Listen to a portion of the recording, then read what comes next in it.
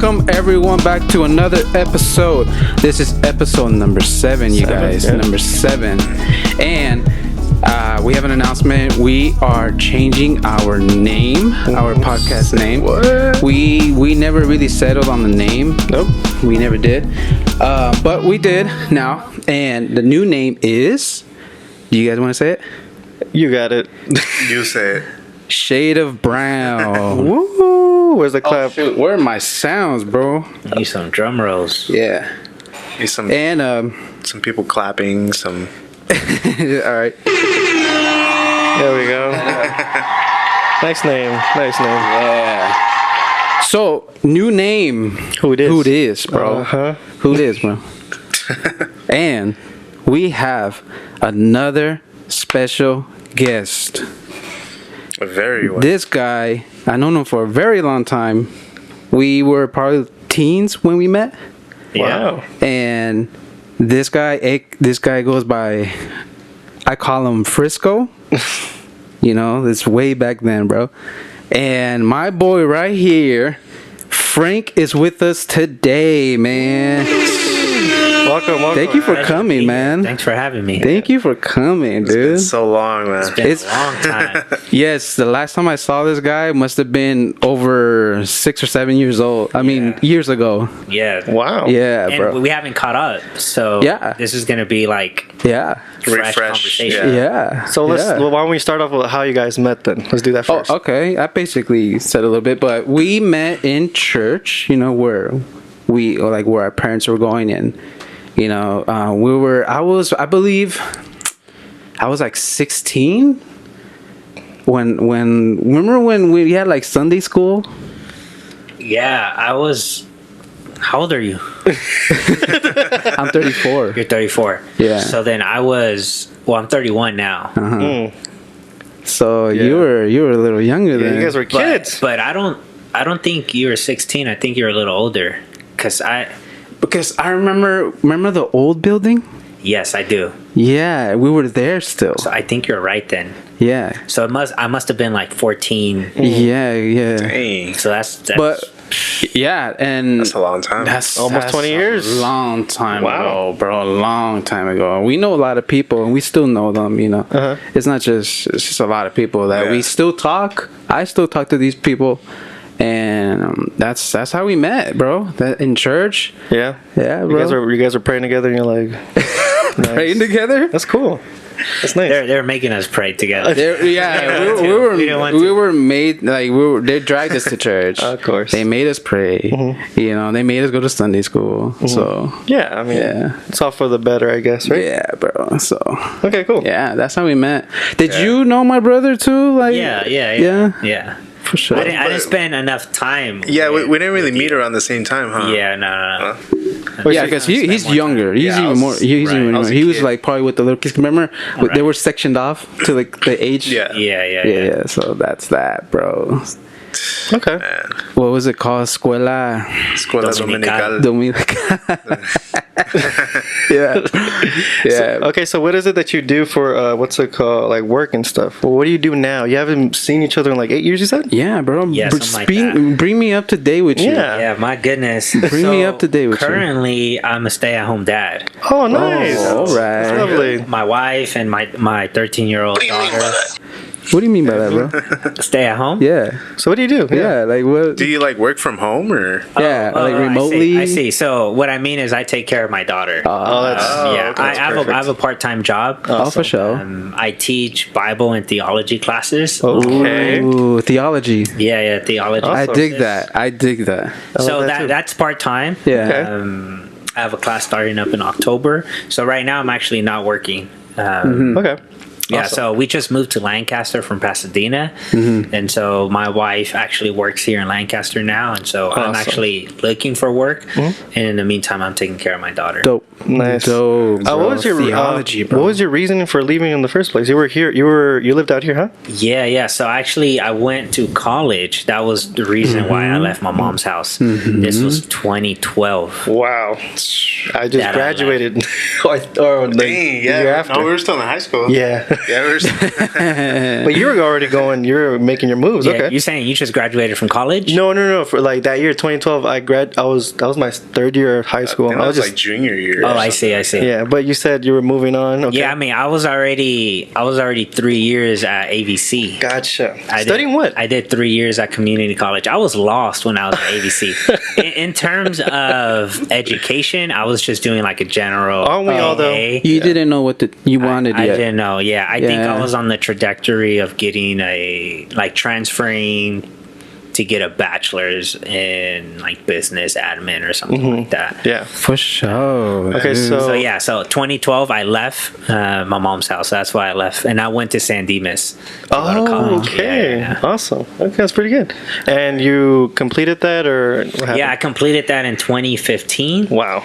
And then I moved to Burbank, and then I've been in Burbank and in Pasadena since Okay, since 2015. How was that in Burbank? What you do? Did you Yeah. still continue the church thing, or? Yeah. So I actually worked at a church. I was on staff. That was like the last thing I knew about you. Okay. Right there. Yeah. Okay. So I was Yeah. on staff at a church, and I was there for 5 years, and then I started a master's program in 2018. Okay. So by the beginning of 2020, right before the pandemic hit, here in LA, I resigned from my full-time staff position so that I can finish my master's program. Oh. Okay. All right. Yeah. So a lot of school. So No, actually, I just got done with my master's last year. Really? In So- 2021. Really? So you completed it? I completed my Wow. master's. That's Yeah, awesome. yeah, On yeah. what again? Or is it the same thing? Yeah, so I did my bachelor's in a program called Biblical Studies. So it's learning how to understand, interpret the Bible. Interesting. Nice. The Protestant Bible. And then in 2018, I did a master's in theology. Interesting. And theology, in broad terms, can be understood as like your understanding of God, Yeah. of the Bible, the church, the Christian tradition, all of that. Cool.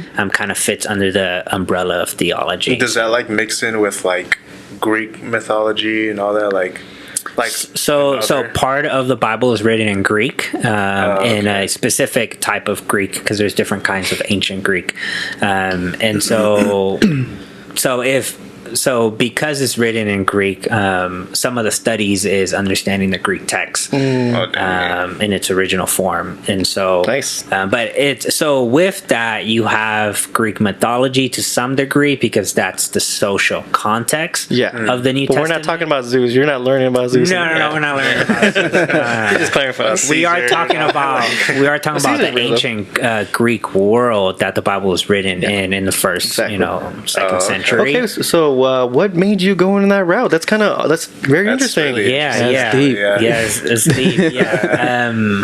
Gosh, so just to try to condense it, I had a special experience with God at the age right around like the time that I met Ramon. It was probably like 15, 16. I was at a really broken place in my life. Interesting. Wow. My father had passed away when I was 13. Man. Right before we moved to Lancaster from LA. We lived in Mid-City, Los Angeles. Okay. And so there was a lot going on there during those formative teen years. And then since then, I just felt like I needed the tools to understand the Bible for myself. Because trying to understand it for myself with my current church at the time, it wasn't sufficient. Yeah. And I just needed more. I needed more tools. I needed more learning, so that I can understand it myself. And so Did you feel like it wasn't enough? Like, where they were giving you like here are the tools, but you wanted more type thing, or yeah, so the church that I was in, which is the church where we met, we all grew up. Yeah. Oh yeah. So that church, I mean, there wasn't any talk about biblical interpretation, and within that church context, there's actually no encouragement for furthering your theological or biblical education. True. And so that actually wasn't encouraged. So I had to reach out of my church context so that I can, open up my world to see, hey, like this is available for someone like me. Yeah. So that's kind of what kind of stirred that journey that started, And you're just beginning it, right? So you're fulfilling it. So what are your plans in like the next like couple of years? Like how far do you want to get to this? Like what is your goal with the church? Like what do you want to do? Yeah, so talking about the church, I want to continue to serve the church, which when we're talking about the church, we're talking about God's people, right? Yes. So the church is made up of people, Right. and so I want to continue to do that with the resources that I have, with my life experience, with friendships. So continue to do that until the end of my life. So that's kind of like really good. That's where I want to go, and Yeah. that's what I continue to. That's your direction. That's yeah, really good. that's what I'm trying to do right now. I'm sure Oh. that'll inspire a lot of people too, to try to pursue the same thing. Definitely. Dang, that's dope. Yeah. Bro, what? What happened? You guys from the same church? Yeah, we're all Yeah, from the we same all church, grew bro. up. What happened? Same I church. didn't know, bro. Like I would never guess. I thought you just bounced and that was it. Yeah, Kinda, but I guess it's because I'm just not like. If you haven't seen anyone in like 8+ years, Yeah. right, currently, right? If you haven't Yeah, seen yeah. anyone in 8+ years, how do you know about their life? Yeah, Exactly.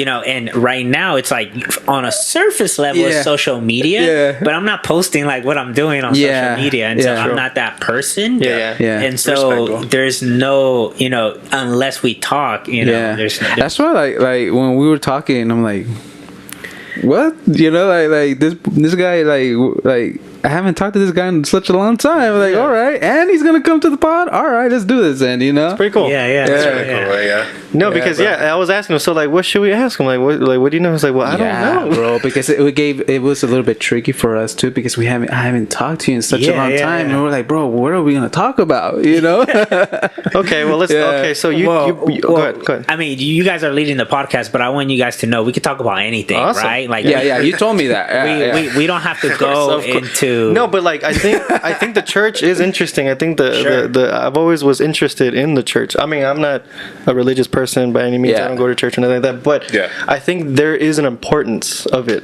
So I wanted to ask some questions. Let's see. do it. You first asked. You didn't like how they were approached or how they were like preaching to you at the church. Was I getting that interpreted right? Like, what do you mean by that? Like, What do you mean by that? Yeah, that one. What do you mean by that?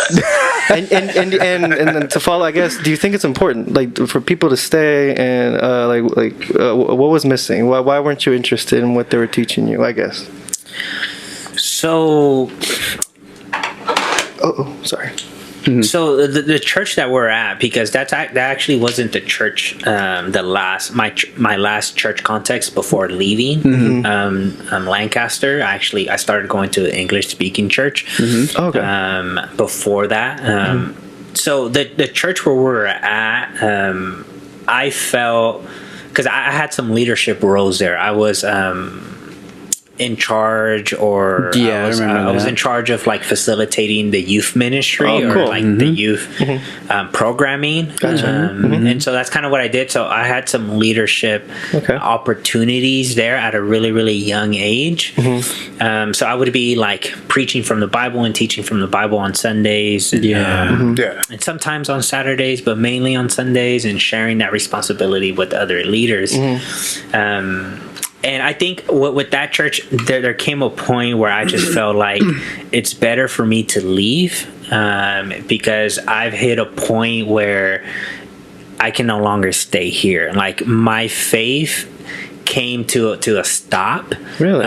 in that church context. And so I needed to kind of expand my world in terms of the Christian life, because a Spanish speaking Pentecostal church, non-denominational Pentecostal church, this was the only church context that I knew, because this was my parents' context. And so growing up, this is what they introduced me to. This is where this is the Yeah. religious space that they brought me into. Yeah. And at that point in my life, I felt like I needed to explore outside of that. Okay. And so that's what kind of made me Okay. leave that space. Yeah. So you you felt limited.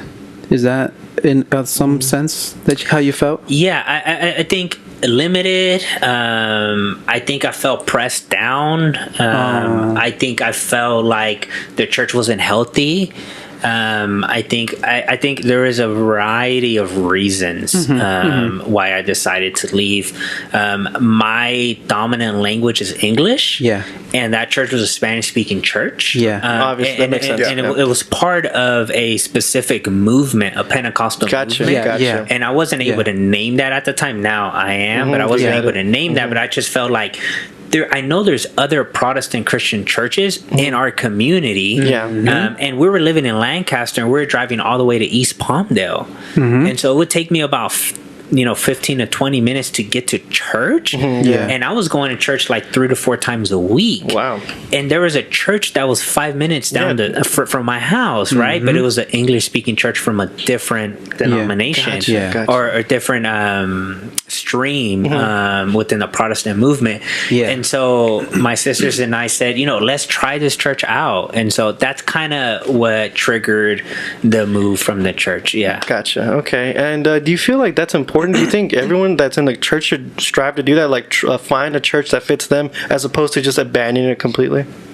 Because I know there's a problem. Some people like don't like the church and then just like forget the church and forget the whole thing. I'm just gonna Well, I also left that church too. Oh, okay. And I kind of felt the same way too. I was feeling like there was like a lot of repeat like messaging like I was hearing, and like I'll respect, like my parents still go there, it's all love, but like as like what Frisco said, my dominant language is English as well, and I always felt that there's more.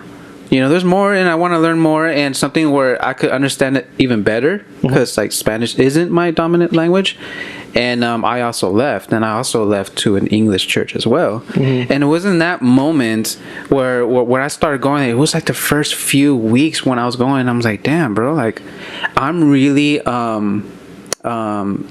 I say like absorbing this message now. Like it was a different experience, because I was really absorbing it. And like even now, like my wife and I, when we go to church, like when we leave church, we're driving back home, like damn, that was a good message. Like that part where the brother was talking about this and that, I'm like, yeah, like it's, I didn't have that before at the old church, because I'll leave the church and I'll forget what they just talked about, and it maybe it was just me, I don't know, but now, like, since it's in English or it's more informative or one or the other, it kind of just stuck in my head now, because I indulge it better in some sense. But yeah, bro, I did feel limited as well too. Okay, I always had that curiosity too, So first thing, there was the communication thing, I think, and that's number one. Number two, was there an issue with like the members? No, I never had an issue with anybody. No, like you never felt like, what's it called? I'm just thinking of the reason why people leave. I get what you're trying to say. Like some people leave in the bad terms. Yeah.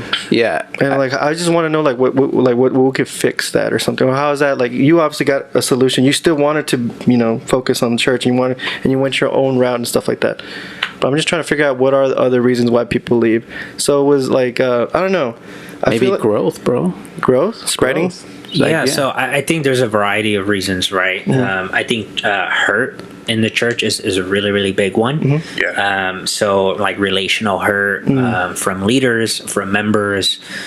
Something was done and then it wasn't addressed in a loving way, and so you're like, I'm out.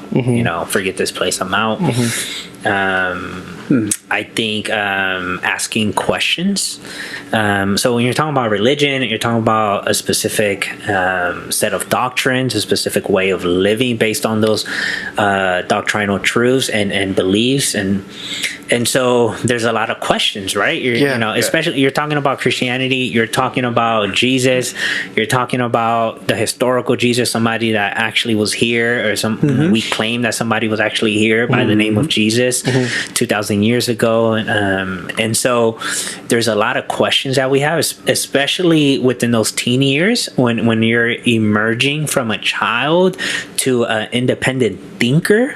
You're in school, you're able to process on your own, so there's a lot of questions that you have.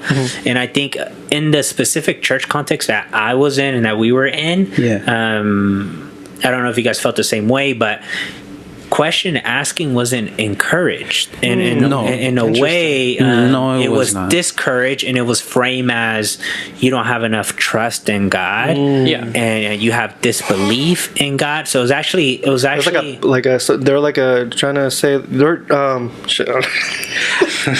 like I could totally relate to that. Like in your sense, you were more your curiosity was more to learn more about, you know, what the Bible, Jesus, and all that. And like I was curious about that too. But remember, I used to play the drums in church. I'll right? never forget. Best drummer I know. Thanks, bro. Hell yeah. I was playing drums, so I always had that hunger too in the music ministry too, and I felt I was played down as well. In there too? In the church. So you would say questioning, they would try to shame you into questioning like certain things. Was that your point? Yeah, well, it was dismissed, right? Yeah, I wouldn't say shaming. It was more dismissed. Yeah, it was more dismissed. Yeah. It was more like, you know, don't ask these questions.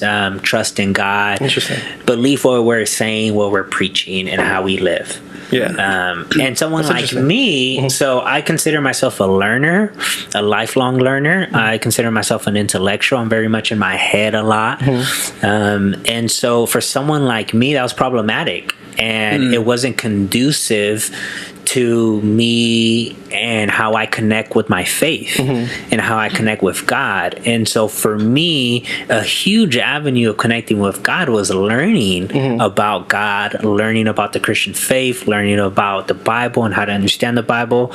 And so I came to a dead end. Gotcha. Within that specific community. So I knew that I had to get out of that community and I had to explore outside of that specific space. So what were some of the questions you were asking yourself? Like, do you have any examples? Like something that was different, I guess. Like, what made you ask these questions, and then like why weren't they answering? Do you have an answer for that? Yeah. So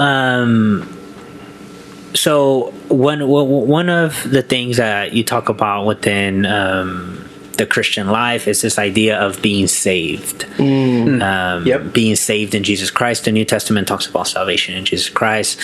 And so the way salvation was preached and understood, and the way the congregation comprehended this idea of being saved, it never really clicked with me. I was always kind of suspicious of it, and it was this idea that you can lose your salvation, and that certain practices that you have actually help you maintain your salvation. And if you draw away from those practices like prayer, practices like reading the Bible, practices like fasting, you know, all these would be considered spiritual Christian practices. Yeah. If you stop doing these things, your salvation's at risk. And that never sit well with me. But I didn't know how to process that because I didn't have anybody to bounce those thoughts off of. And so this was kind of something that was inside of me, and I had a huge tension. Interesting. And so, I mean, the list can go on. Yeah, I'm sure. Of certain teachings and then certain practices that just never sit well with me. And I just felt like I need to get out of here, and I need to learn and gain tools so that I can interpret the Bible on my own, instead of believing everything that a specific leader is feeding me. Gotcha. Right, and so that was my experience. Interesting. Okay. I think you touched all the topics right there. Right with that one? Yeah. Yeah, pretty much. That was really good. Yeah. That was really interesting. Like, I really love this conversation. Right? Yeah. I'm sure, you know, there's people in here that also, you know, dealt with the same things. You know, not me, but Sure. We've all had similarities in certain areas. did your wife ever? Because I know your wife was part of the church, Yeah, right? she was. Yeah. And she kind of like backed out of it, or Pretty much. I knew your wife in church. I think you guys went to the same church when you left the one you guys were in. Yeah. I think so. That's what she told me. Backed out of the that church. place was crazy, bro. I don't know. I really don't know her story. All I know that when I met her, it wasn't at church or nothing. I met her at school. She happened to go to church. You know, stuff like that. Sure. Her brother is a pastor and stuff like that. So like they're very involved with it. Yeah. Did she ever try to press you on? In the beginning, yeah. Like, because, you know, you're in a relationship and they've always, like, you know, encouraged others to, like, you know, hey, you know, come with, you know, like, just check this out, you know, stuff like that. Yeah. And I would go. I would go and, you know, go to Bible studies. I'd go to events. I even went to your guys' stuff on accident. And I think, and now I recall, I remember you probably, one of the guys... Yeah, he was preaching around that time. Yeah, probably him, because he looked familiar, and he. For sure. Yeah. I looked a lot different at that point. Yeah, no beard, I remember. Yeah. But I don't know when it changed for her. But I guess. But like, she never like really sat down and spoke to you about it. Or? I you know what? She's not really at the time. We were just kids, so the way she expressed wasn't like anything to take serious. To be honest. Now, if I were to talk to her, she would probably be like, you know, hey, so this would happen. But like, we just grew out of, or she grew out of that, I guess. Yeah. And yeah. Like that's your only context framework of church and Christian faith. Yeah, I was like absorbing everything. Like I remember go to church and I would just see it and I'm like, I love the atmosphere. I love the gathering, and I think it's important. I think the church is really important. I think religion is really important. I think if someone needs it and it finds help with it, I think that's the best thing in the world. You know, I'm not gonna take anything wrong with that. I mean, if I was gonna be serious, there's like certain where it becomes a problem, and I think when it influences like political beliefs and stuff like that, that's when I'm against it. But I never like encourage nobody to like step away from church. You should never, if it helps, it helps. You know. And yeah, that's what I believe in. But so I always encourage my friends, everybody, like, yo, go. You know, you got to do it. It works for you, stuff like that. But yeah, for me personally, I don't know. I've always wanted to ask you this too, because growing up with you, I was a little mean. Oh, let's get juicy, bro. I remember you used to tell me you didn't believe. Yeah, like, you were kind of atheist. Yeah, so right? During high school, and like early college, I think I was going through this like phase of like. There's no compassion in me. Like I used to be like, oh, that's dumb. Like, wait. There's no what? Compassion. Like I wasn't like sensitive to like people's like you know, thoughts and stuff like that. So I remember I used to be really nasty to people that would invite me. Like, bro, don't invite me to that shit, please. Like, you know how I am. You and that could just leave, you know, like I don't want that, you know, and it's because it would get annoying to me. You know, it would be from you guys, it would be from my girl, it would be from like, you know, other friends. I have so many Christian friends. Yeah, you're surrounded by them, bro. You can't avoid it, bro. I know, and so the best thing I did was just take them away. No, so at the time, yeah, I was very snappy. I would just be like, man, you guys are dumb. You guys are like, I remember Ben too. I would just be like, really, really like mean to him. But there was a point. I don't know, what's it called, where I just like, why the hell would someone go to church? And for me, I'm like, this is the dumbest thing someone could do, in my mind.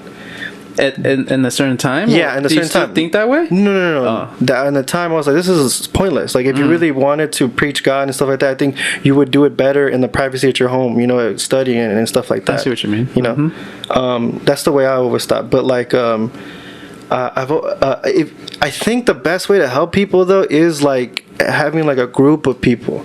The more people available, like easy to like. Let's say if we have an outreach or something like that, and there's like I don't know, 20 people like saying, hey, there's a nice little, you know, poster that says, hey, go to our church, and then 10 people will stop by and like, okay, I'll go to church. And then they go to church, and let's say they were like, there was something bad about them. Maybe they were addicts, or they were, you know, something wasn't right with them. One of that 10 person that changed, I think it was worth it. The church was worth it. The outreaching was worth it. Everything was worth it. So I think there is good, and there's that's the way I think now. Because you've seen it. No, I just from stats and stuff like that. From statistical view. I like to do a little research, and I think it helps a lot. But what I don't agree, with the reason why I don't like it, the only criticism is the political aspect of it. Where a church, or you're going, or your surrounding influences your political stand. That's what I was bringing up, people and surroundings, and sometimes when I go to church, they would preach about they would do a sermon, and I'm like, okay, that's awesome, it made sense.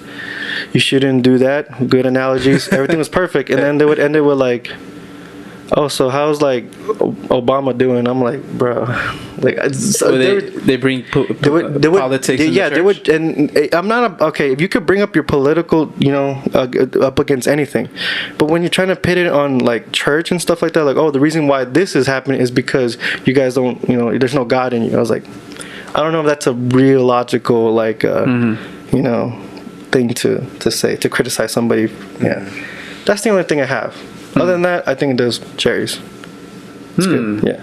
Interesting. It sounds like to me, it sounds like what you're saying, if I'm hearing correctly, is you try to stay neutral, but there's a point where it's problematic. Yeah, I would consider myself a centrist in the middle, more to the left though. And what's it called? I mean, problematic. How can you? Problematic, when if I'm understanding you correctly, when your faith is now informing your political ideas and your political stances, and maybe I would probably go further and say, and when people try to project that to other people, pretty much, yeah, and then base that on their faith. Yeah, there's really no backing and stuff like that, unless you have the evidence. Unless people go to school and how you did. I'm not trying to tell you, but people that actually study and stuff like that, sure, 100%. But I wouldn't argue with somebody on their Christian beliefs. I think that's dumb. People saying I used to do it all the time, but now thinking back to, I think it's the dumbest thing to be there is no God. I'm like, says who? There's a God in I think in anybody, and that person interprets it differently. That's the definition of God. What point in your life was it when you started changing that mindset? Let's see. Yeah, I don't know, man. I used to be like an asshole. I'm not gonna lie. I used to be really shitty all around. I used to be mean. I used to be don't talk to me. And I can't tell you, bro. I just grew up, I guess. Because I've always been left with that thought, because he used to come on strong. Yeah. And I would talk to him. I'd be like, hey, if you want to come to church, he's like, man, shut up. And then he's like, how are you so sure that there's a God? And then he would ask me questions. Okay. And then I'll be like, so I was just not nice. Was this before you met your girl? This was during. Yeah. I would say it was before. Definitely a lot before, and a lot during, because I met her since high school. We've been together since high school. Okay. But then the sudden switch up, I was like, wait a minute. Yeah, because I was trying to think maybe your girl had some sort of influence. She didn't do nothing. No. No. I mean, I don't blame her. She just tried to press it on you like that. No, I don't either. There's this point of respect, of that. Yeah. Yeah. I think it was the time when me and her started moving in together by ourselves back in 2019, when we started living together, out of my parents and stuff like that. I think that's when I started seeing stuff change on me. Me and her would talk one-on-one. And at the time we had problems. I don't know why I'm talking about this. We had problems, we had problems with anger and stuff like that. We were not communicating well. Yeah. And when we're together, it would be amplified more, because at my parents' house everything was restricted. We couldn't yell at each other, we couldn't fight. But when we're all by ourselves, now we could express ourselves. There was a point when I was and I don't know, I can't tell you why I thought this way, but I started thinking no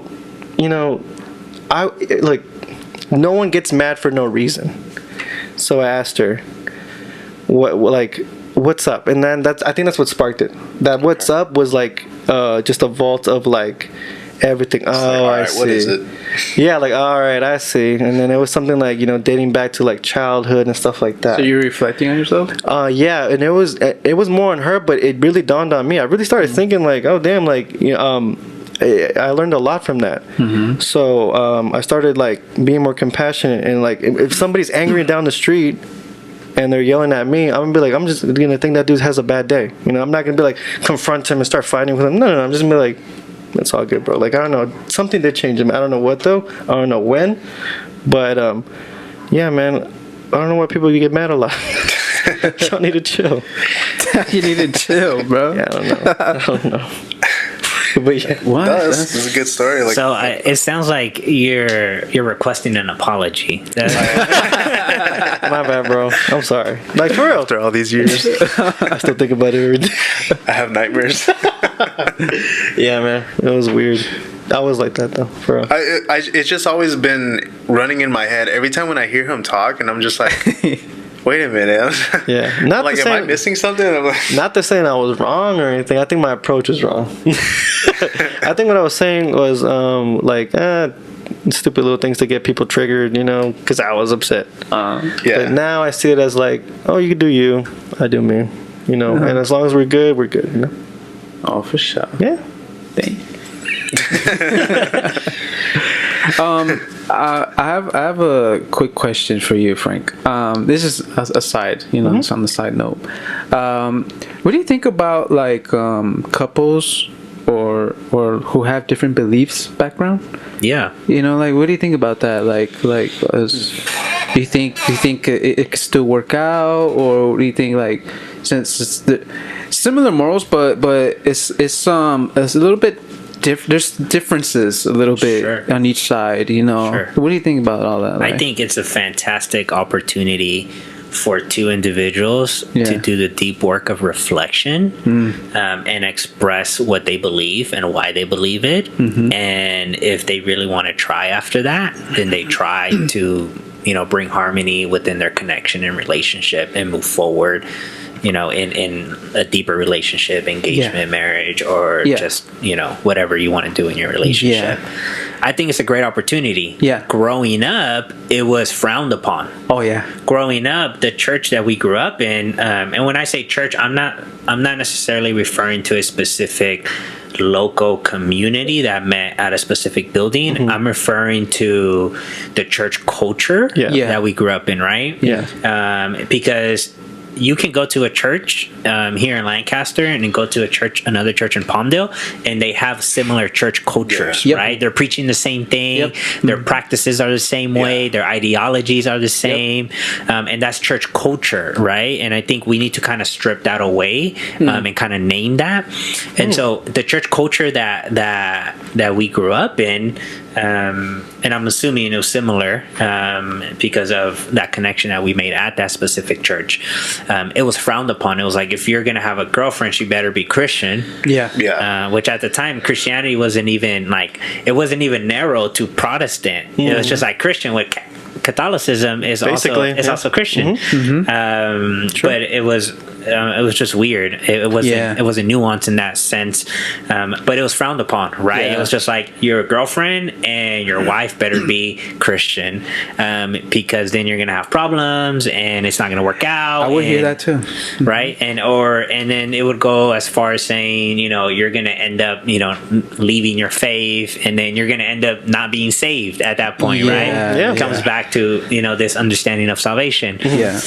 So to your question, I think it's a fantastic opportunity, because a lot of the times when we grow up in a religious circle, there's nobody to challenge us. But once we step out, and for a lot of young leaders, that stepping out becomes college, right? Once we step out of that religious circle, now you're faced with people that don't subscribe to what you grew up subscribing to. That's why I'm so mean to you.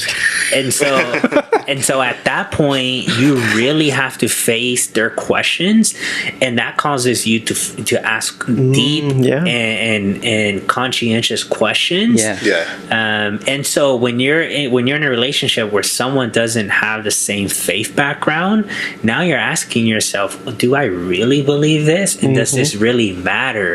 And if it doesn't, you're out. And if it does, you keep to it. Yeah. But to answer your question, I think it's a fantastic opportunity because I think really to be a practicing Christian, you really have to reflect on what you believe and on your practices.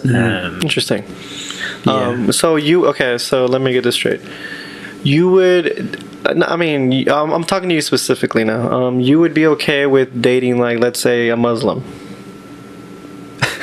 Right? That's different beliefs, right? Yeah. So you're saying if I was single, you say of course. theoretical. Yeah, okay, I'm not trying to hook you up with no. So theoretically, would you be okay with that relationship? See, I can't really answer that straightforwardly.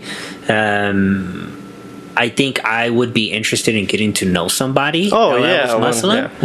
And then we would have to, based on that relationship, then I would ask the question, can we date? Would it work out? Okay. Would your goal be to, like, convert, or just, like, would you be married to a Muslim woman? Is what I'm saying. So would your ultimate goal end up with, like, convincing, or would you let me try to rephrase that? Yeah. My wife is Catholic. Okay. I'm Christian.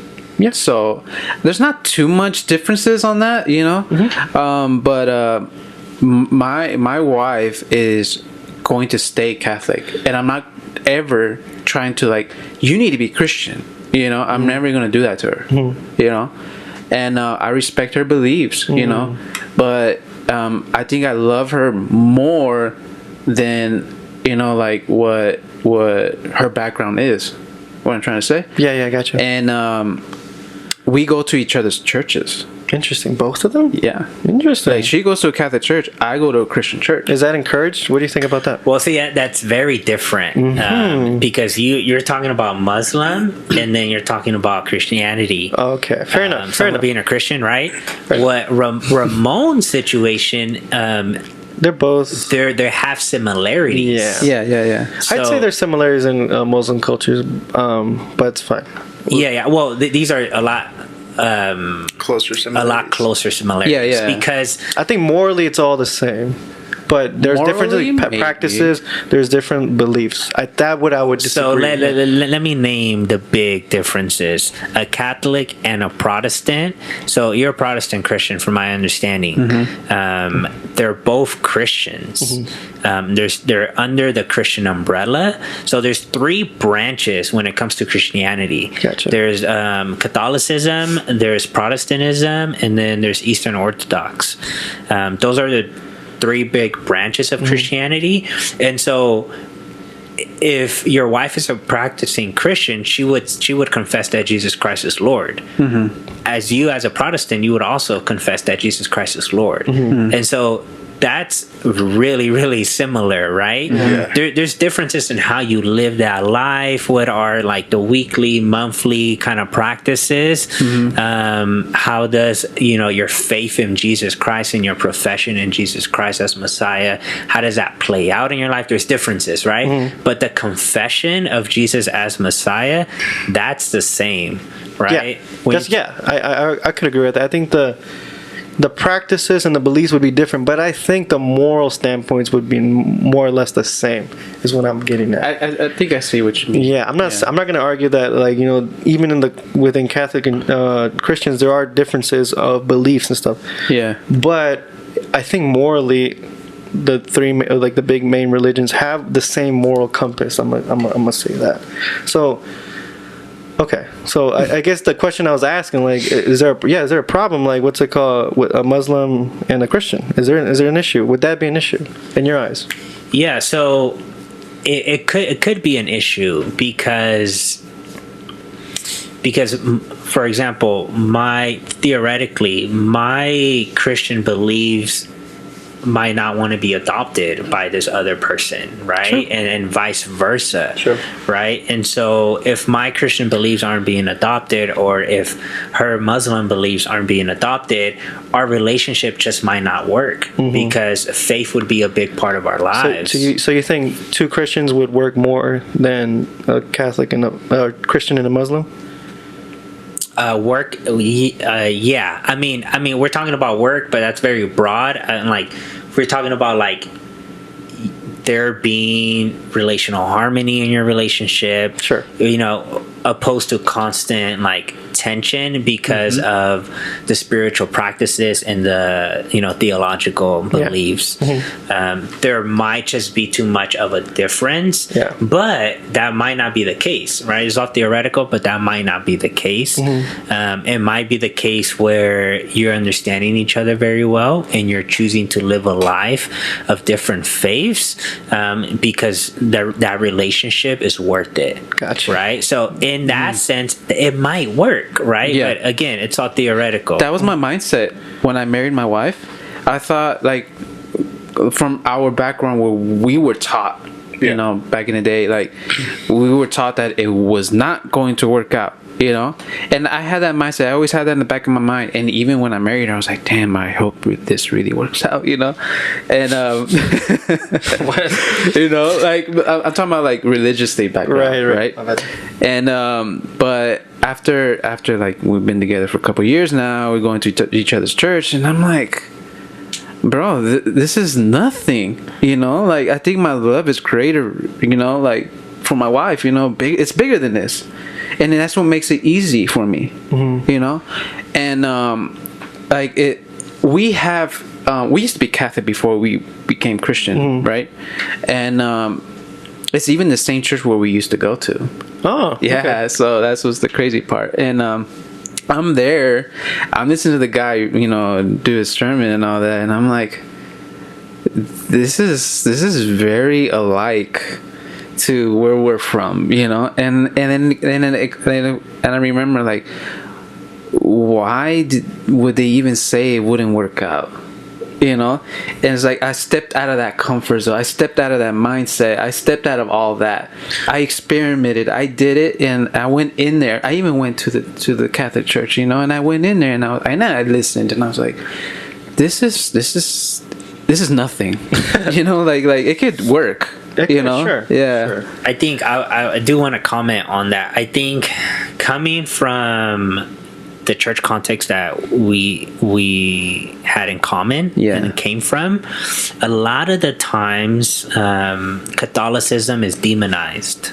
Oh, true. So a lot of times for Protestant evangelical Christians, many times legalism is a part of that church practice and culture. When that type of church community thinks about a Catholic, they believe it's informed by demons. So that religious background is actually a demon community, demon possessed community. And so that church background actually is pinned against Catholicism and Catholic practices. And so I think to answer your question to some degree, I think that's one of the main reasons why it's so easy for people in that community to say that's never going to work. Because you're dating somebody who's demon possessed, right? I guess that would make that's sense. not going to be verbalized. A lot of times that's not named and that's not verbalized in explicit ways. But if you're there long enough, like I was, you catch on to it. And vice versa. There's demons everywhere. There's demons everywhere, bro. Okay, well, you know, we're touching a little bit, right, about wives. So why don't we just... You ready to talk about that? Is it? Yeah, let's just... Sure. Yeah. So, we're all, you know, got our gals here, right, I would assume? We are with somebody. Yeah, we're all with somebody. And how long have you been with yours? Yeah, her name is Jessica. We've been married for 4 years. Oh, lovely. Yeah. What about you? I'm not married, actually. But I've been with her for like 12 years or something like that. Okay. Wow. So, yeah. Congrats. Great, right? Yeah, thanks. It's like your high school sweetheart. Pretty much, yeah. I saw her, I was like, All right, let's do that. And that's pretty much it. But the question I wanted to ask you guys, like, so we all have jobs and hobbies and stuff like that, and you have a really like big. Are you away from home a lot? Would you say in the last like few years with this whole church thing? Was I away from home? Yeah, like were you working a lot? Were you? Yeah. So there was like about 2 years of my marriage that my wife and I were just really, really busy. I was working full time, and I was also a student. That's when I went back to school, and so I just had a lot on my plate. So in that, we were both busy. Once COVID hit, we kind of were forced to slow down. Right. And then now we're home a lot more. But currently, my wife works full time. Right. She goes into the office. But prior to that, she was working remotely, and I was also working remotely. Right. Was there like no time with you guys, or how was the like? How much time would you guys spend with each other? Yeah, so since 2020, we got to spend a lot of time with one another. That's great. A lot of people. Yeah. A little too close, too much of you ask me. So we got to spend a really good amount of time with one another. Okay. And how was how was her relationship with you when you guys were away? If that's like, what's it called? Like, was she cool with it? Was she happy that you were pursuing all of these things and getting your master's, right? During that time? Yeah. So what was her like support system right there? I guess that's what I really want to talk about. Yeah. Women's support in like men's like ambitious to pursue a career, hobbies or whatever. So how was she supportive with that? Was there times when she'd be like upset? Like if you want to share about that. Yeah, definitely. So I consulted her before I started any educational program, right? So I think that's part of somebody supporting you. No, yeah. Is where they brought into the conversation and where they committed to you going on this journey or you being outside of the home, in your words. And so prior to I started this program, I asked her, can I do this? And she 100% said yes, go for it. And so throughout that time, she's been 100% supportive. Awesome. That doesn't mean that we don't miss each other, and we didn't miss each other, and we didn't want to spend time with each other.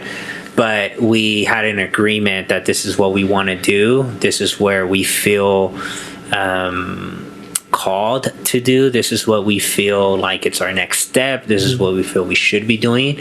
And so she supported me in that endeavor. Yeah. Awesome. Okay. And you don't have like any hobbies besides that? Like, do you like shooting guns or something? Like, what do you like doing? Yeah. In relationship to my wife supporting me? Yeah, no, like support. Yeah, I guess so. If there is any. Like, what are some things that she like lets you do? Like, have fun. Like, what are some things if you have any? If not, yeah. So because we have a kid now, it's right now is really just and because we just moved from one city to another city, and this is actually her first time living in the AV. Yeah. Do you guys disclose where you guys live? Is that part of the podcast? No, this is the AV. We're from the AV. Okay, yeah. We represent. Okay. Ramon's not sure right now.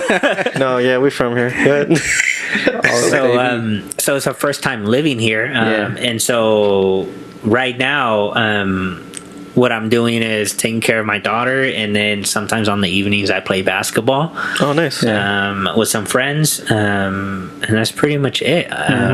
Just trying to connect with the community right now, the new community that we're in. Yeah. So because we're in a new environment, it's a little bit different. Right. Yeah. But yeah, that's kind of okay. And she's like 100%. Yeah, you're awesome. You're cool with that. No, she's like also like cool with that. Yeah. So I think a part of her wants me to stay home because she works full time and she goes in the office. So part of her would like me to be home when she's home. Yeah.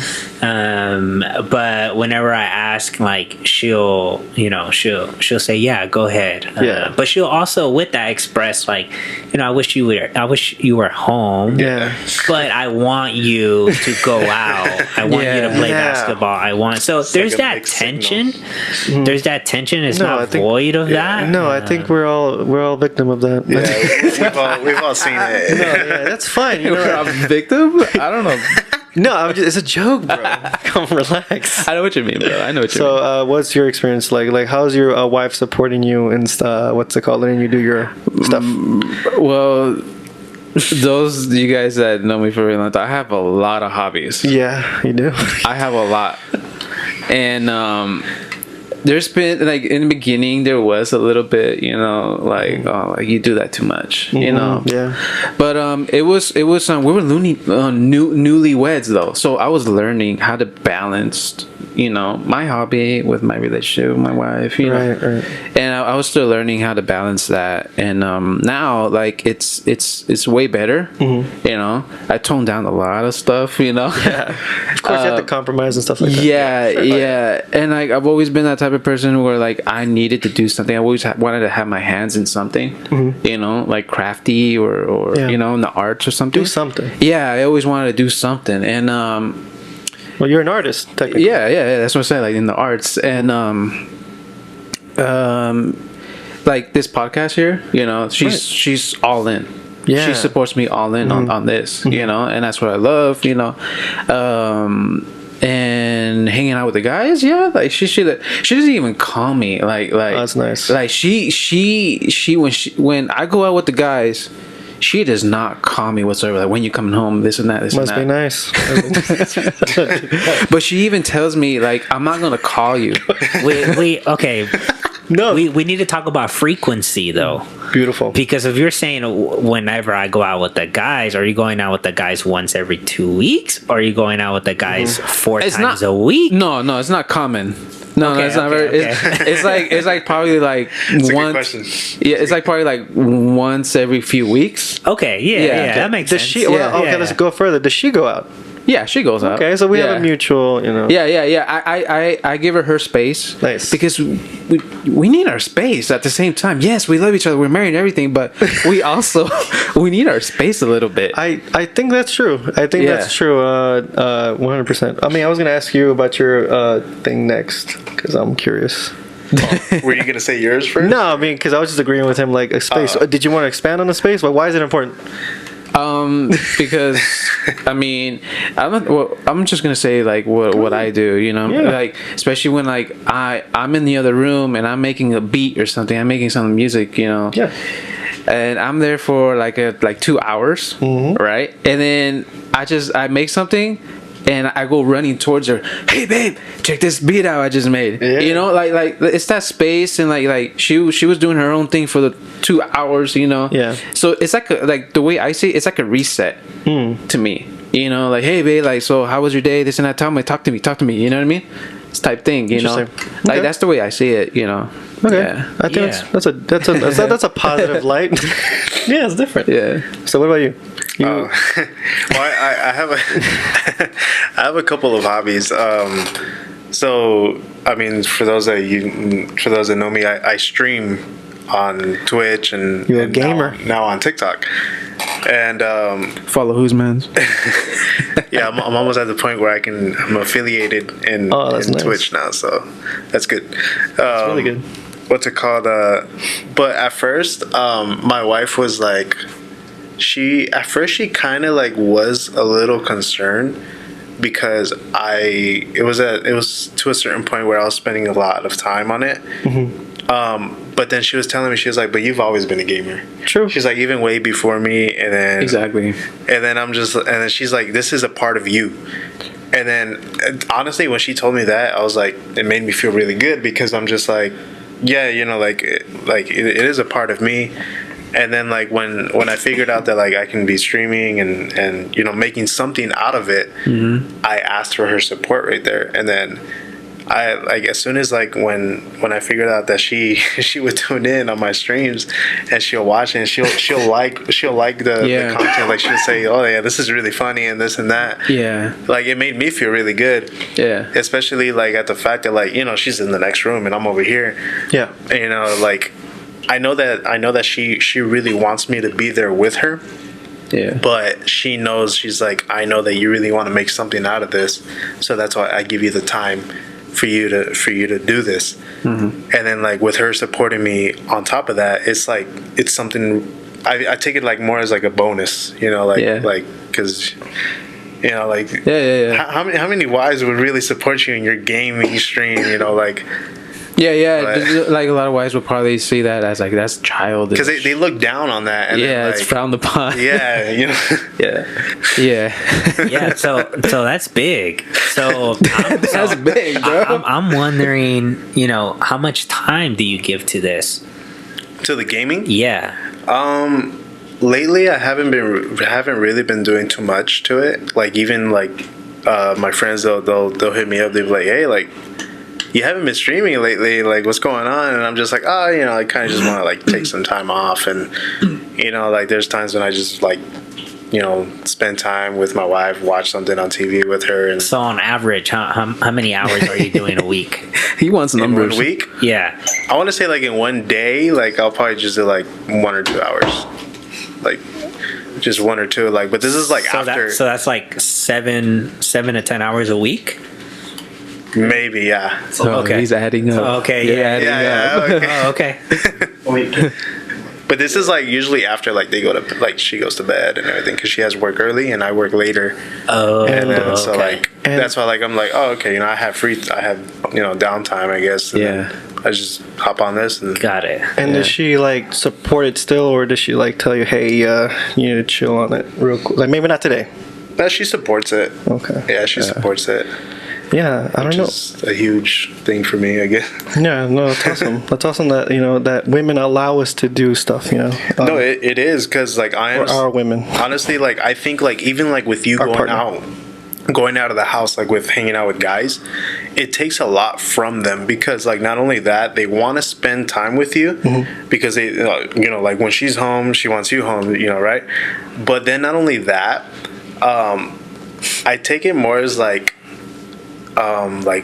man, like I hope he's doing what he says he's gonna do, or like I hope he's safe. Yeah. Or you know, like they have they have varieties of worries that go on in their head. The thoughts just start rolling. Yeah, and then like you know how like girls like to play, you know, like certain scenarios in their heads, and then like I think it's and everybody. then, I think it's everybody. I don't want to generalize it. It's just girls. Yeah, think. I mean, yeah. but like a lot of people, you know, a lot of people, I guess.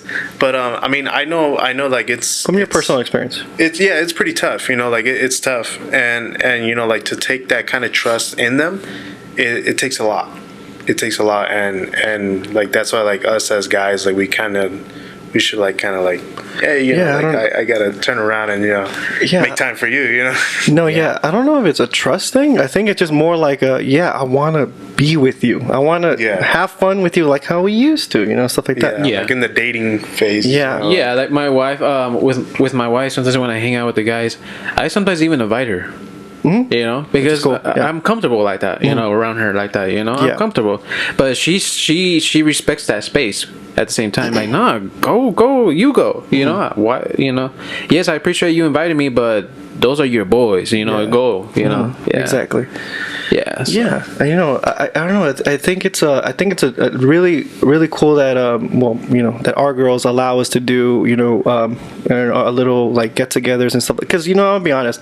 Maybe your girl or your girl like see this as something serious, you know, like, you know, they're trying to do something, they're working on this, whatever. My girl at home, she just thinks like, oh, I'm hanging out with the homies. Like she really doesn't care. Like she's like, oh, you're gonna go talk to your friends. I was like, yep.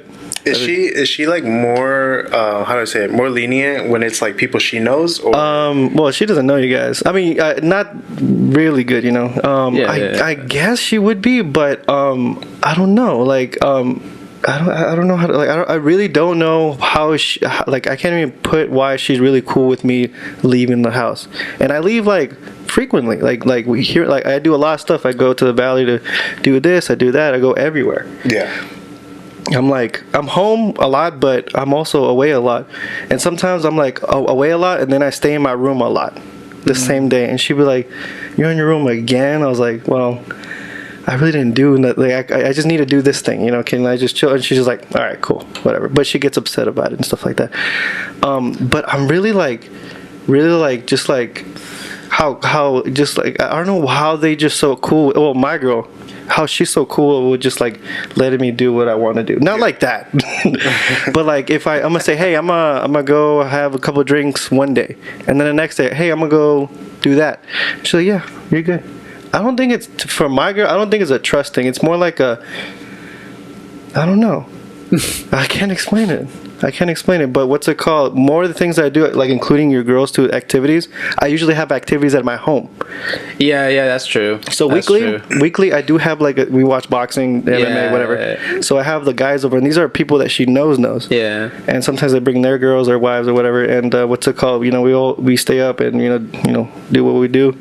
Yeah. So that's one day where I'm hanging out with her, and then again I'm hanging out with her every day. Technically, is it really hanging out though? Like we make dinner, we watch the kid together. That's not really time for us, but I think we see it as time. Well, I'm trying to convince her it's time.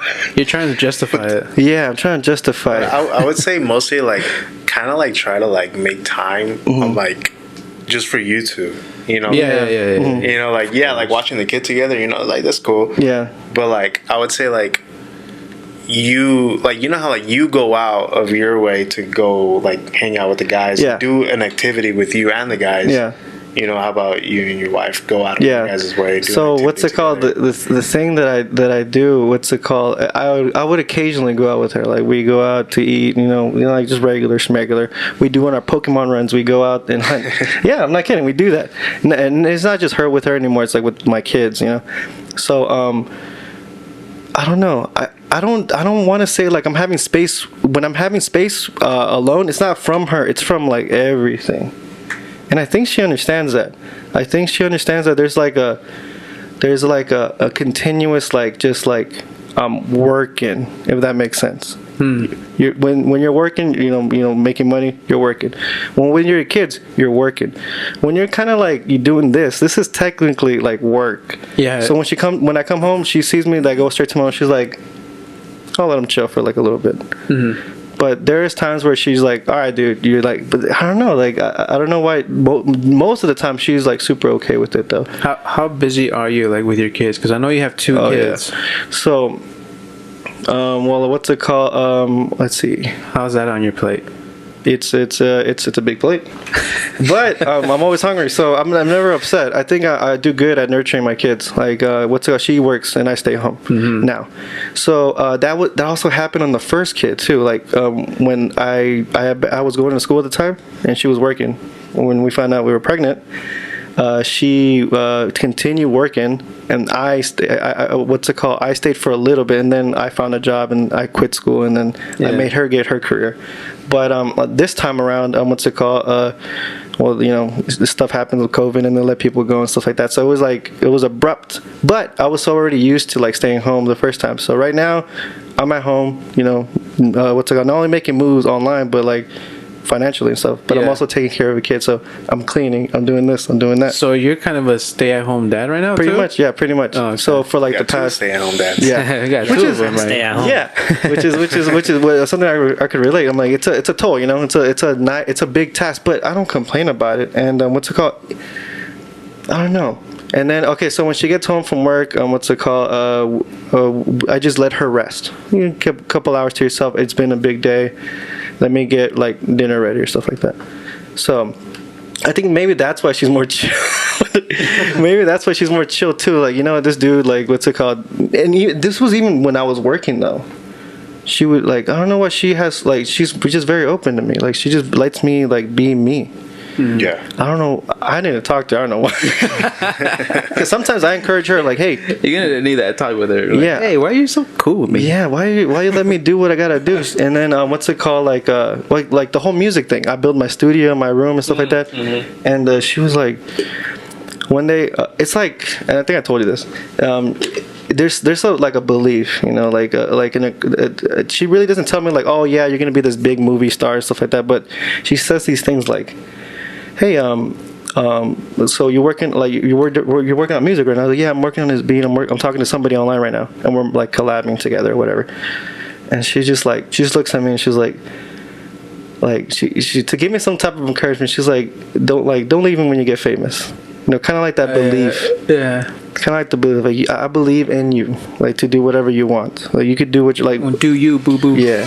And So when you're saying you spend time in your room, yeah. so what are you doing? Are you working? Are you making beats in your room? So I'm either talking to like people, like strangers that I just met to like further my whatever I do, either like financially, to make money because I sell things. And So it's work. Pretty much most of the time, but most it's not really like I could probably do that on my phone. I could do that with her next to me. It's inexcusable. I could probably spend more time with her, and I think we could all spend more time with our girls. I think that's the point I'm trying to get. But the fact that they allow us to be doing our own. Yeah, it's very. But do your guys' girls have their own thing too? Well, I mean. Oh, that's true. Yeah. I think it's important to talk about and differentiate, because I think the lines can get blurred when you're talking about leisure time and work time. Yeah. Right? Especially when you work from home. Yeah. So if you're saying, oh, my girl allows me to be in this room, but you're working, there's a difference between my girl's letting me to be in this room and I'm just like chilling on my phone, or not networking, or not generating any type of income or potential income, or like progression, right? In career, or doing any type of training or credentialing or something like that. Yeah. And so I think I think we need to name that, because if your girl is giving you time to work, it's a difference between her giving you time. And I think when it comes to your situation, Isaiah's, the lines are kind of blurred when you're playing, because you're on Twitch, right? Because it's a hobby, it's fun, but you're also thinking of it as potentially giving you some sort of income in the future. And so even the podcast situation, it gets kind of blurred. And that's why she's probably cool, or they're probably cool with it, because of the potential thing. That's why I think she's more supportive about it, because if she's seen it as in like just me, just wasting my time and all that, I don't think she would have been really okay with it. When we're doing this, this podcast, like there's a lot of times, like my wife and I, we talk about the podcast, She says, oh yeah, I like the part where you guys talk about this. She's a fan, she watches, my wife too. And then she watches live. and then it's the she tries to give me pointers too, and I'm like, oh, you really think that? I'm like, okay, like we'll do that, she tries to give her like insights on it too, and like that's just like a sense of like sharing time with each other too. I try the thing with me too, I try to squeeze my I don't know if this sounds bad, or I'm trying to justify it. I try to squeeze my hobby into our time together type thing, you know what I mean? Yeah, no, but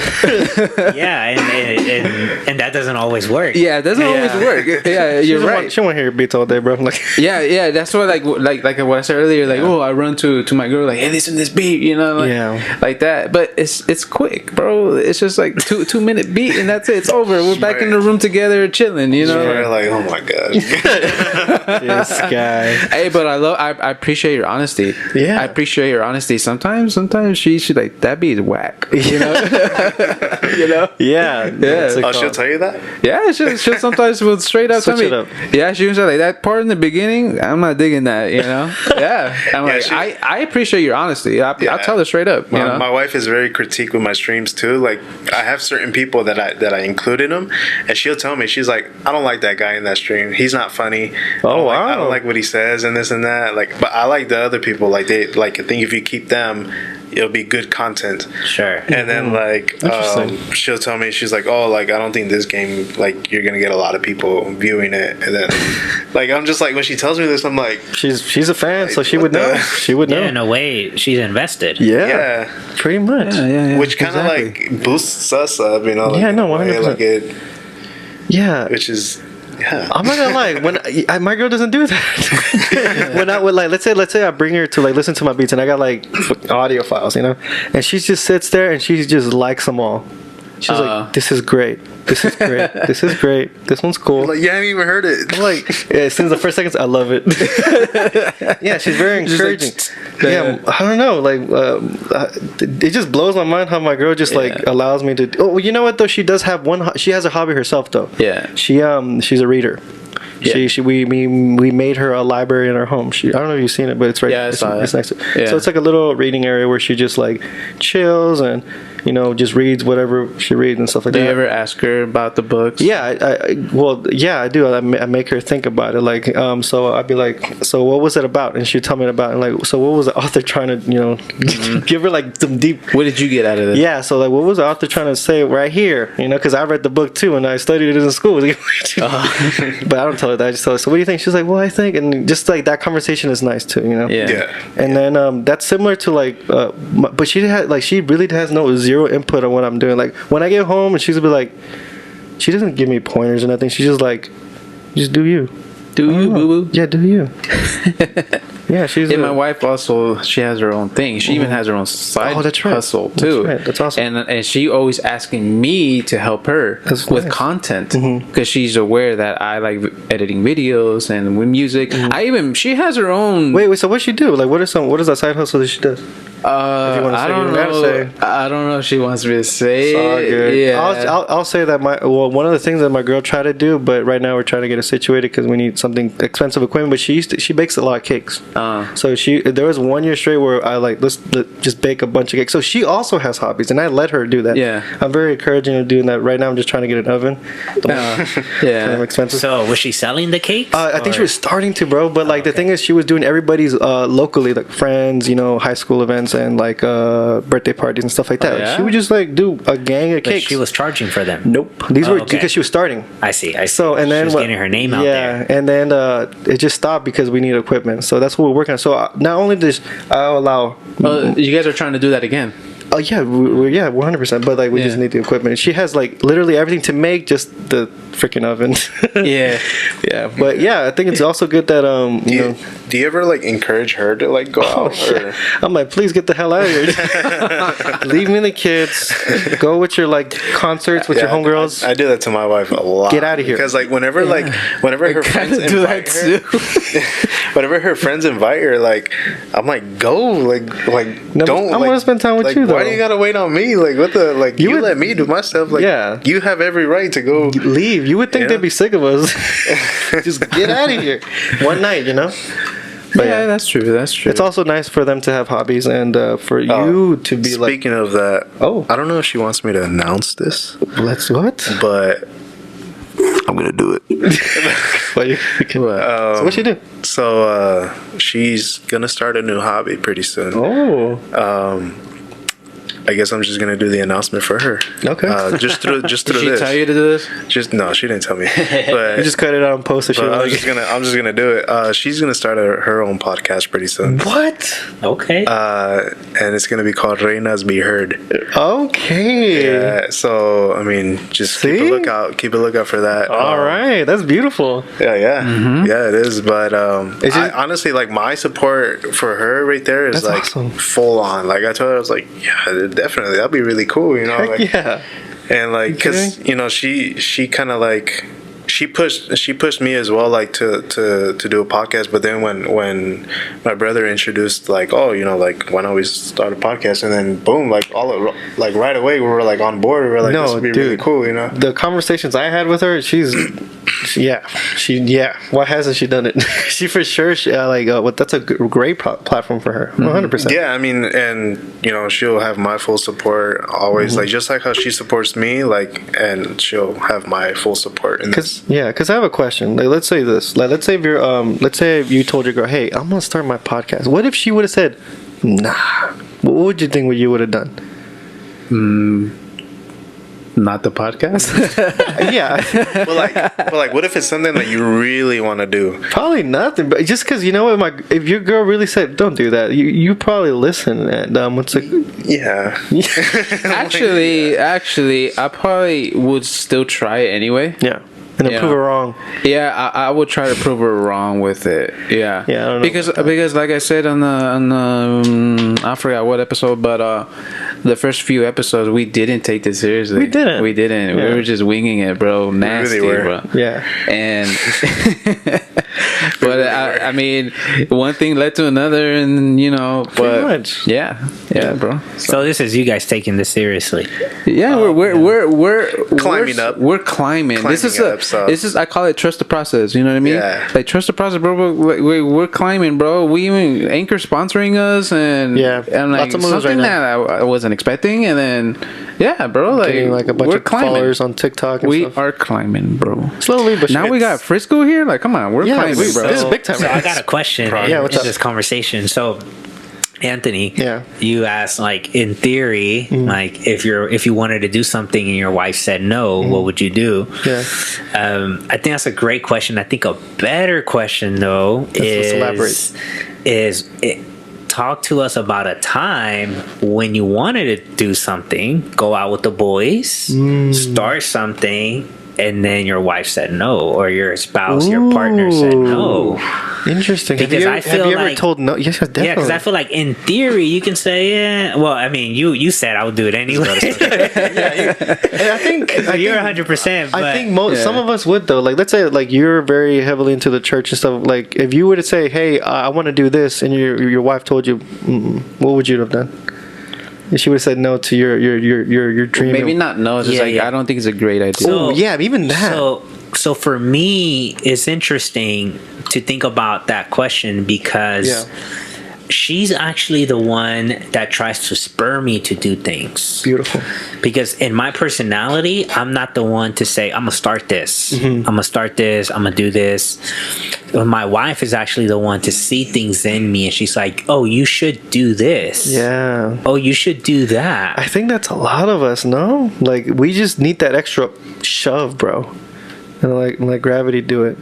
But going back to your question, like, let's say I was trying to go out. I'm like, hey, babe, I'm gonna go out with the home. She says no. Has that ever happened? And would you still go? Yeah, it's happened to me. And one time she said, I don't think it's a good idea. Oof. And then she gave me her reasons. Yeah. And, and I listened to them too because, she gave good reasons too, I'm sure she knows you better. And then I was like, yeah, you're right. I was like, you don't get upset though? So you stayed. Okay, so So what happened? You stayed? I stayed. te me quedas aquí. Te me quedas. I submitted. Let's see. But no, like in the initial no, I was like, what? What do you mean? Yeah. What do you mean, woman? Yeah. But then she kind of like told me why, and then and I was like, oh, all right, I guess. I kind of got a little upset, but I was like, You don't gotta go, I guess, huh? Yeah. I mean, I've been told no a few times actually, and but the no is always like, let's do something. Like, why don't Together. why don't me and you do something? So I think that's what ultimately started the whole like hanging out with our homies on the weekends, like as I do that weekly or every other week. And that's what it turned into, and what's it called? But yeah, sometimes she hits me with the no, and I'm like, okay. Are you ever surprised by it? Sometimes I get hit. I was like, really? yeah, well, why? And I'm not Why gonna, today out of all days? I'm never gonna like blame her either, because her reasoning is just like, I just want to. Do you Stay feel home. like? Do you feel like when she does say no, you're in no position to say otherwise because she's lets you do all of these things? Pretty much. I'm like, I did kind of hang out already. Yeah, I kind of did this already. You know I what I did mean? that already. Right. I'm like, okay, yeah, you let me do all these things. You're using up your time. Yeah, like exactly. So yeah, sometimes I'm like, yeah, but most of the time, I'll be honest, she's like, let's say I tell her later on today, hey, I'm gonna go do this real quick at like late, and then she's like, nah. I was like, okay, whatever. Straight and then she goes to the store or something, and she texts me, hey, when you gonna leave? I was like, what? was like, yeah, what's up? I thought you were supposed to go with do your thing over there. I was like, oh yeah, I guess. I'm like, yes, because what's it called? Her niece is gonna come over or something like that. Because she's taking advantage of that. Yeah, she's like, you said you're gonna. I was like, I guess. Okay, Yeah, so yeah, that's cool. I get those random texts. So do you guys tell your wives or your partner?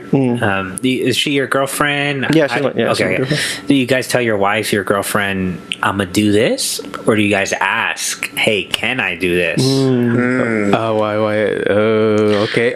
He's picking. Go ahead. With me, I'm in the middle, but I do tend to ask more. I'm gonna keep it real. But there's when I really do feel like I haven't done anything in a while.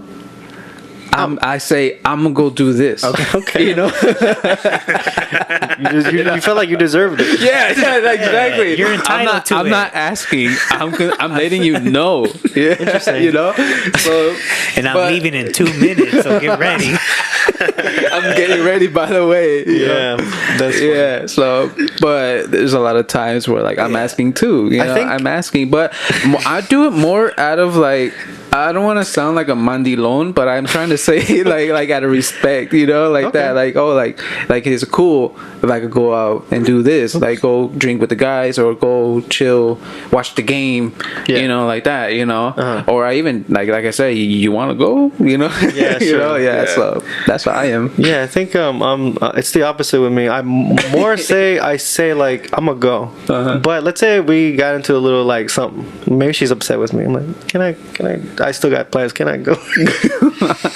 And she probably look at me like, all right, you're good. So that's most of the time I say I'm gonna head out because what's it called? Like she does the same thing. Like, hey, I'm gonna go to the store. I say the same thing. I'm gonna go to the store. I'm gonna do this. I'm gonna do that. She does the same thing. So me and her are mutual on that. I think. I think with me, it's more let's say if I plan something with the guys, I don't really.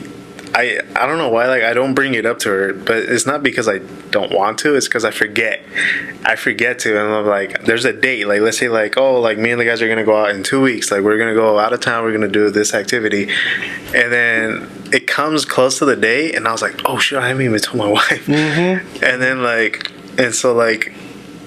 usually once I bring it up to her, I read her body language once I tell her, and then if it's basically her saying, you know, just do whatever, you know, but basically it's a no, her body saying no.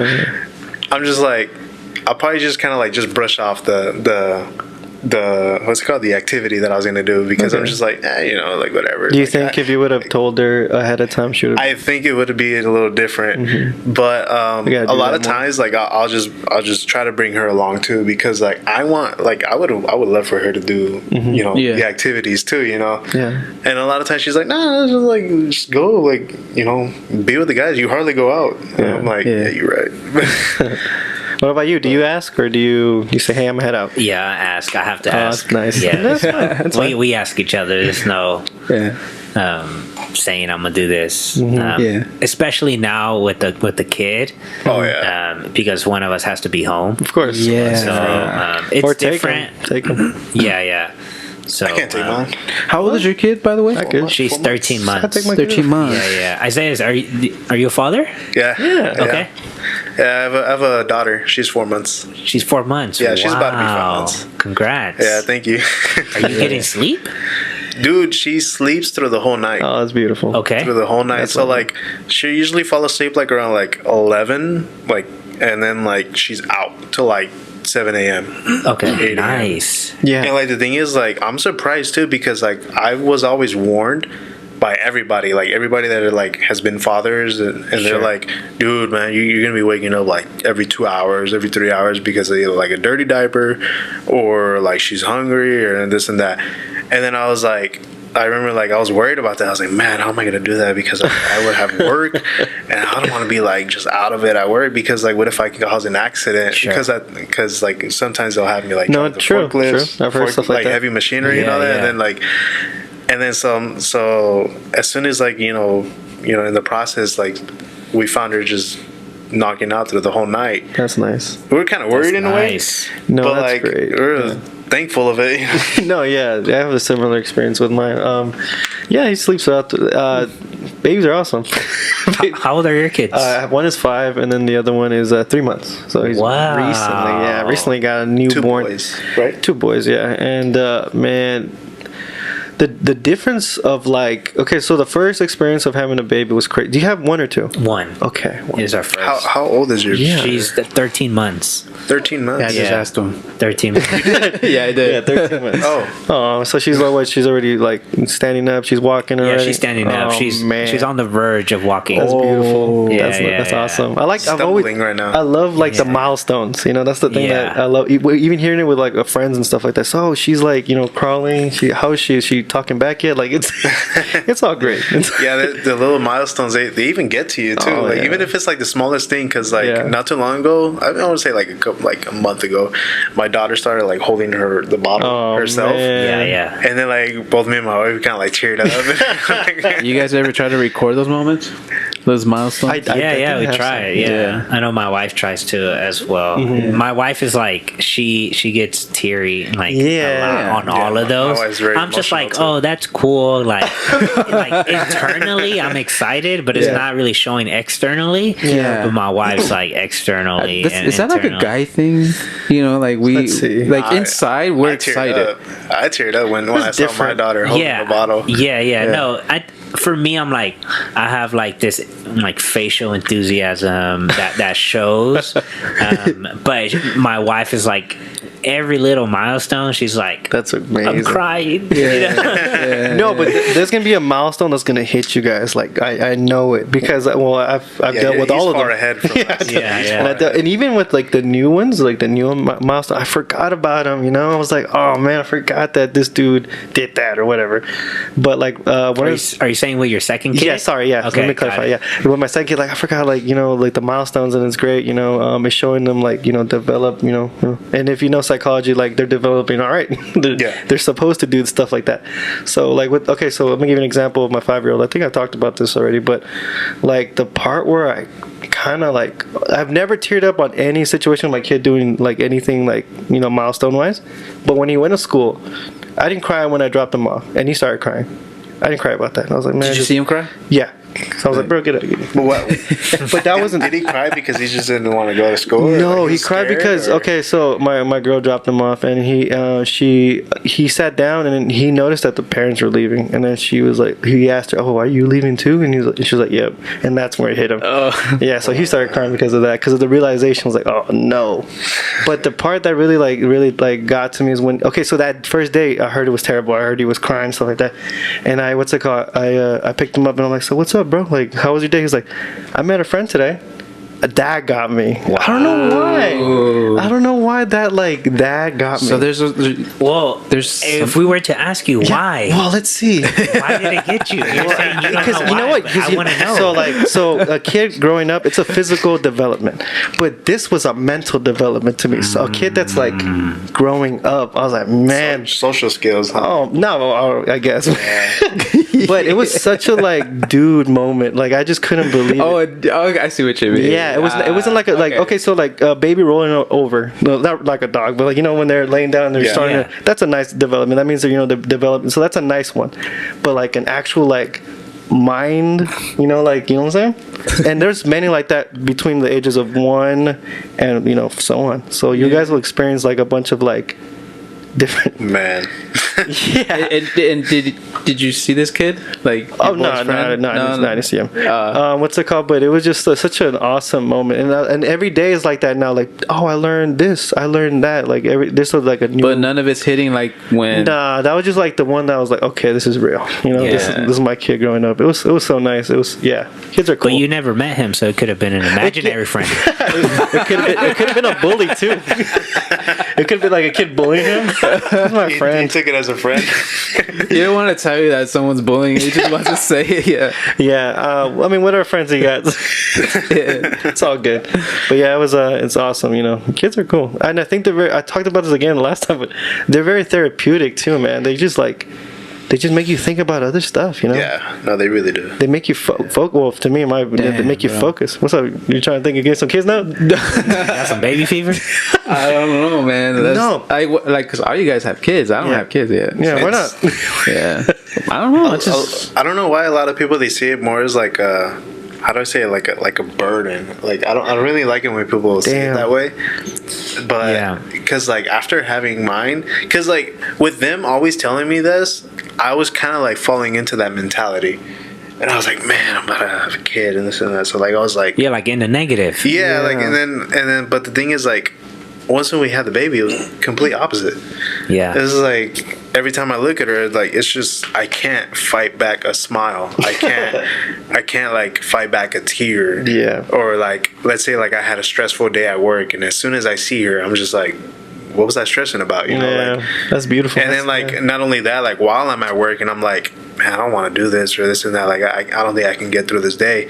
But then I remember I'm like, but my baby, you know, like, and then like it's what fuels you even more. Yeah, that's the therapeutic thing I'm talking about. Yeah, and then like that's why like it's true. Like it's true. Like what he's saying, you know, like it's amazing. Mm-hmm. You know, it's just a different mindset to it. So they just you just have a different thought process. Like when I talked to but when I had my first kid, like I was going through like school and I was going through lots of anxiety, you know, stuff like that, right? Yeah. And I talked about this, but you know, just want him to listen. What's it?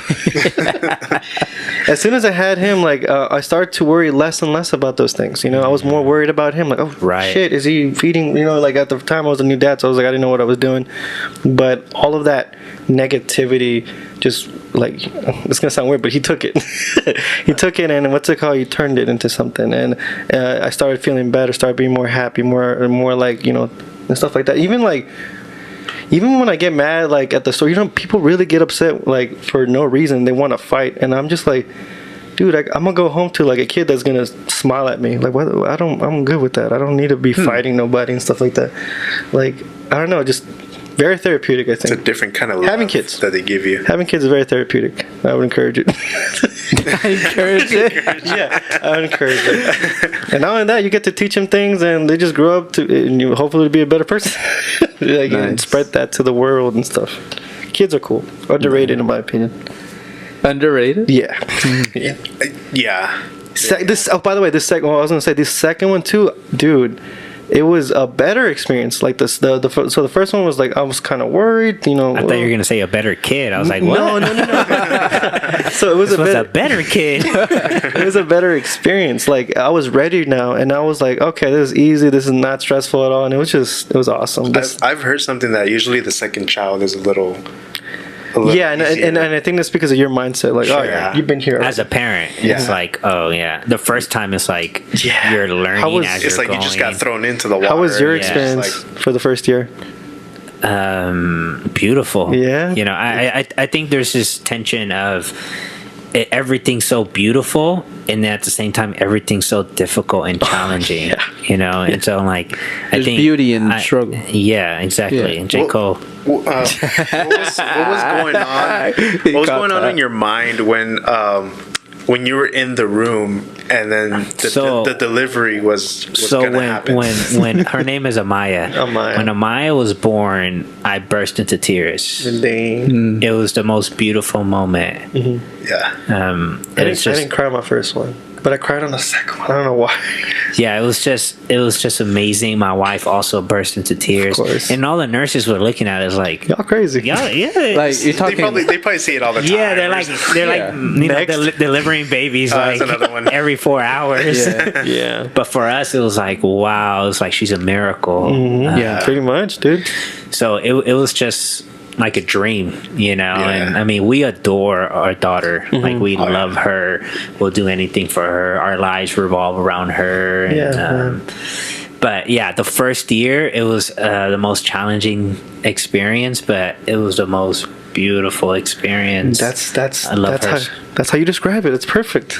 It's just difficult, but it was worth it.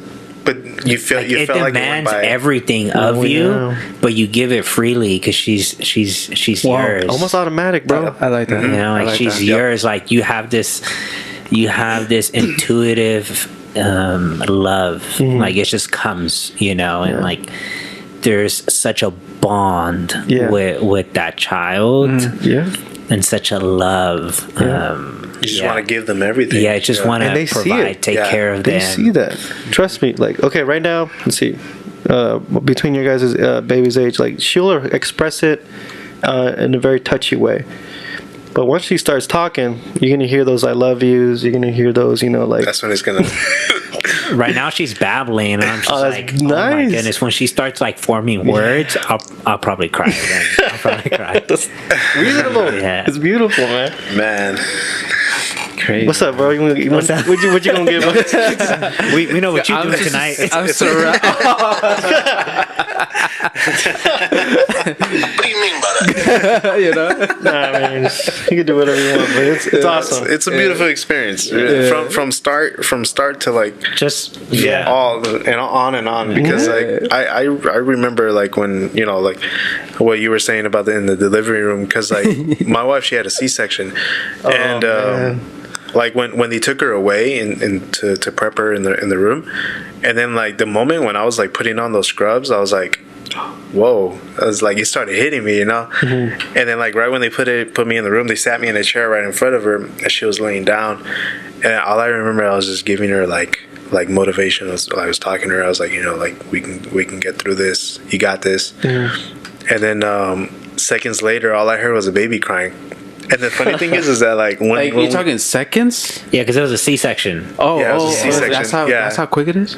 Yeah, I think it's like 20 minutes. No, am I tripping? It might be faster than that. 5 or 10 minutes, bro. Yeah, honestly. Labor's quick too, though. But what's it called? Like the actual coming out. Yeah. Well, all we remember was a baby crying, and the funny thing is because like we weren't really like. How do I say it? Like, because it's new to us. As soon as we heard the baby crying, we were just talking, and then I was like, "Oh, dang, there's a baby crying." And then like it was like we looked at each other, we're like, "Wait a minute, that's our baby." And then like we just started bawling, and like we just started tearing up like crazy right there, and then like it was a beautiful moment. Yeah. I recommend it. Yeah, I'm telling you. 10 out of 10. Oh yeah, I'm saying recommend. I recommend. 10 out of 10, bro. What an experience, man. What an experience. Yeah. Experience you're never gonna forget. Oh yeah. Yeah. Oh yeah. That's for sure. Anything else? I think we're good on that. Touchy subject. We derailed from like. It wasn't on it, but we really segued. Yeah, it's all good. What's it called? We're gonna. What do you think? What's next? Well, I mean, all the other topics, I mean, they're not going to be as important. Yeah, it's all good. No, bro, I think every topic it was bomb. Important. It was like bomb. this is Yeah. Okay. It's perfect. Just as it is. It's perfect as it is. Yeah, it's perfect, right bro. It's good. Yeah. Yeah. I feel the same. For sure. Right. Man, bro. So we've coming to the end of this episode. Thank you guys for listening. Thank you guys for those who are watching. Thank you guys. Thank you, Frank, for coming. Thank you for being here, bro. Thank you for having me. Yeah, bro. Like from not seeing each other for such a long time and having you here, bro. That's amazing, bro. Again, it's a big surprise to see you. Yeah. I'm surprised to see you too. I never thought it was gonna happen again. But I never thought I was going to see Frank this soon. Like I didn't know I was going to be in your game room. He's starstruck. Look at him. Yeah. So yeah, thank you guys once again. Also, before we end this, leave your suggestions, DM or on Spotify. There's a tab on Spotify where you can leave your suggestions. If you have any suggestions, send them to us. For sure. Yeah. So, is there anything else we want? I think we're good. You think you're good? Everybody good around here, bro? No, yeah. All right, for sure, bro. So, follow the TikTok, follow the Instagram. We announced a different name. It's Shade of Brown. So now it's going to be called Shade of Brown. All right. Follow my TikTok on Instagram at Ramsey. You can follow me. Plug in your social media. TikTok, IG at Miss Fury with 2 E's at the end. And Miss Fury. Follow me on TikTok and Twitch. Who's Man's? recommend it. Frank, plug in your social media, Yeah, bro. don't follow me. My Facebook got hacked, and I'm private Really? on Instagram, so I probably won't accept your friend request. So don't. Let's keep it real. Don't follow me. I mean, my guy right here, he lays low. That's what's up. Respect for that. Yeah, Yeah, for sure, bro. There's a lot of weirdos out there. Yeah. So, thank you once again. Thank you, guys. We're heading out. Thank you. Woo. Later.